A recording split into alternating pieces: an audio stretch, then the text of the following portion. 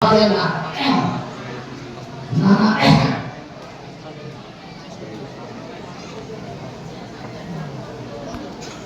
বিশ্লেষণের মধ্যে বলে দীর্ঘ জীবন ত্যাগ করে চলে যায়। এটা কি শাশ্বত নিতে পারবে? এটা সত্য অপরাধের মধ্যে আছে না, সুশীল বিপক্ষে সুরক্ষা করা।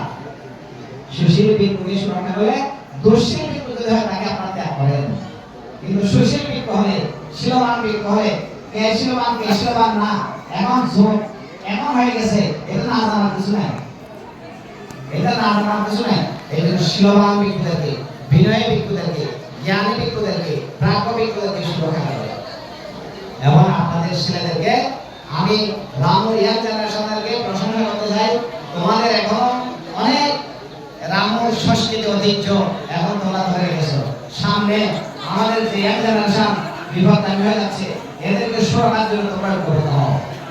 তোমরা ঐক্যবদ্ধ হয়ে এই বুদ্ধের ধর্মের মধ্যে তাদেরকে ধরে রাখো। যা গুহাংশ শিখালাম, এখন আপনারা শ্রীবৎসর করবেন। শ্রীবৎসরের উপযুক্ত সময় হয়েছে। আপনাদের সকলের আমি মঙ্গল কামনা করছি। এতক্ষণ ধরে আপনারা রামবাসী আজকে আমার মানে গৌরবের সহিত এখানে রিসিভ করেছেন। আমি আপনাদের কাছে ধন্যবাদ জানাই, আশীর্বাদ করি। আমার সৌরভ বিক্ষু সহ আপনাদের বিহার কমিটিতে যারা আছে, দায়ক দায়িকা, উপাসক উপাসিকা, আর যারা আজকে এখন ভাবে করেছে বা দান করছে, রূপন বড়ুয়া না, রূপন বড়ুয়া, কিশোর বড়ুয়া, আর কি ইজন বড়ুয়া, রাজীব বড়ুয়া, আমাদের